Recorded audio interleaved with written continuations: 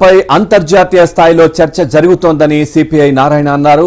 IPS అధికారి అయిన ధర్మారెడ్డి వైసీపీకి అనుకూలంగా పనిచేశారని ఆరోపించారు. దీనిపై మరింత సమాచారాన్ని మా కరెస్పాండెంట్ సతీష్ అందిస్తారు. టీటీడీ లడ్డుకు సంబంధించి ఇప్పటికే లడ్డు పైన అనేక ఆరోపణలు వస్తున్నాయి. కల్తీ జరుగుతుంది, అనేక రకాలుగా దీన్ని వినియోగిస్తున్నారని చెప్తున్నారు. ఇదే అంశంపై మనతో మాట్లాడేందుకు సిపిఐ జాతీయ కార్యదర్శి నారాయణ గారు ఉన్నారు. వారితో మాట్లాడుతున్నారు.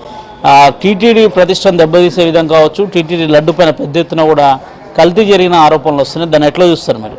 ఇప్పుడు ఒక సంస్థ పైన ఏమైనా ఆరోపణ వస్తే ఆ సంస్థను దెబ్బతీస్తున్నారని సెంటిమెంట్ అడ్డం పెట్టుకొని ఆ విధంగా డిఫెండ్ చేసుకోవడం కుదరదు. టీటీడీ అనేది ప్రపంచవ్యాప్తంగా ప్రఖ్యాతిగాంచినటువంటి ఒక ధార్మిక సంస్థ. దానికి రోజుకే దాదాపు 1,00,000 మంది జనం వచ్చిపోతుంటారు. వచ్చేవాళ్ళందరూ లడ్డు టేస్ట్ చేయకుండా పోరు. మరి ఉత్తరాదిలో నేను చూశాను, ఇంత లడ్డు ఇస్తే కూడా దండం పెట్టుకొని పూజ చేసుకుంటుంటారు. కాబట్టి అది చాలా ఇంపార్టెంట్ ఇష్యూ.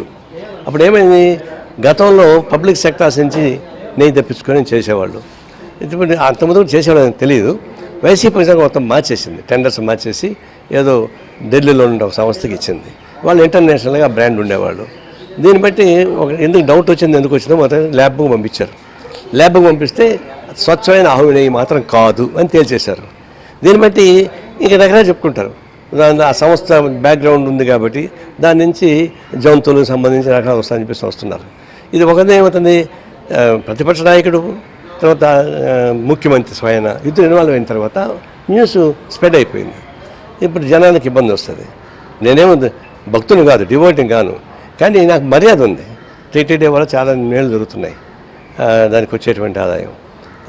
సుప్రీంకోర్టు తక్షణం జోక్యం పుచ్చుకొని ఎక్స్పర్ట్స్ని ఒక కమిటీ వేసి వాళ్ళు పరిష్కారం చేయమని కోరుతున్నాం. డిలే చేయకుండా ఉండాలని నా ఉద్దేశం. నెయ్యిపైన భక్తుల యొక్క అనుమానం పోవాలంటే ఏం చేయాలి? తక్షణమే టీటీడీ కావచ్చు, ప్రభుత్వం కావచ్చు, ఎట్లాంటి చర్యలు తీసుకుంటే బాగుంటుంది? మీరేం చెప్తారు దాని మీద? తక్షణం టీటీడీ అన్ని టెండర్స్ని క్యాన్సిల్ చేసి పబ్లిక్ సెక్టార్లో వచ్చేటువంటి నెయ్యిని మాత్రమే కొనుగోలు చేయాలి. ఇది ఇమీడియట్ ఎఫెక్ట్.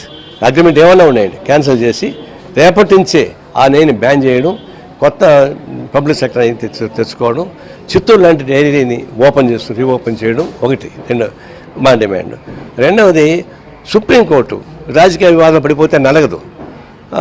సుప్రీంకోర్టు తక్షణం సుమోటోగా తీసుకొని, అందులో ఏంటంటే అంతర్జాతీయ స్థాయిలో ఉన్నటువంటి తిరుమల దేవస్థానం కాబట్టి రోజుకు 1,00,000 మంది జనం వస్తూ పోతుంటారు. కాబట్టి 20,000 మంది దాని ఉద్యోగంలో పనిచేస్తున్నారు. కాబట్టి ఇది నాశనం కాకూడదు. మాకు దేవుడి పైన భక్తి లేకపోయినా మర్యాద ఉంది, మేము కూడా మర్యాద చేస్తాం. అలాంటప్పుడు దీన్ని తక్షణం ఈ రాజకీయాలు కుదిరిపెడితే వీళ్ళు ఒకరి దాడులు చేస్తుంటారు. ఇది రాజకీయ ప్రత్యుత్తర దాడులుగా మారిపోతున్నాయి అధికార పక్షం మధ్యలో. సుప్రీంకోర్టు ఇమీడియట్గా కల్పించుకొని ఎక్స్పర్ట్స్ ఒక కమిటీ వేసి యుద్ధ ప్రాతిపదికన డిలే కాకుండా దీన్ని పరిష్కారం కోరుతున్నాం. ఇది నారాయణ గారు చెప్పింది. భక్తులకు ఉన్న అపోహలు పోవాలంటే వీలైన త్వరగా సుప్రీంకోర్టు జోక్యం చేసుకుని కమిటీని వేయించాలి. ముఖ్యంగా పబ్లిక్ రంగం సెక్టార్లో ఉన్న ఎవరైతే సప్లై చేస్తారో నెయ్యికి సంబంధించి వారికి దీన్ని అప్పచెప్తే బాగుంటుందనేది కూడా నారాయణ గారు చెప్తున్నారు. అయితే ఎంత మేరకు దీనిపైన వెంటనే చర్యలు తీసుకుంటారని చెప్తున్నారు. గతంలో టీటీడీ ఈవోగా వ్యవహరించిన అనేక మంది ఈ వివాదాస్పదాలుగా ఉండిపోయారు. గతంలో కూడా అనేక సందర్భాల్లో టీటీడీ పైన అనేక వివాదాలకు టీటీ కేడ్ ఆఫ్ అడ్రస్గా మారిపోయింది. గతంలో ఎక్కడ కూడా కల్తీ నెయ్యి అనే అంశాన్ని లేదు, కానీ మొదటిసారిగా కల్తీ నెయ్యి అనే అంశం తెరపైకి వచ్చింది. భక్తుల యొక్క మనోభావాలు దెబ్బతినకుండా ఉండాలంటే ఖచ్చితంగా ప్రభుత్వం వీలైన త్వరగా కఠిన చర్యలు తీసుకోవాలని కూడా సిపిఐ నారాయణ డిమాండ్ చేస్తున్నారు. వీడియో జర్నలిస్ట్ బాన్ సింగ్తో సతీష్, అభినందరతి, న్యూఢిల్లీ.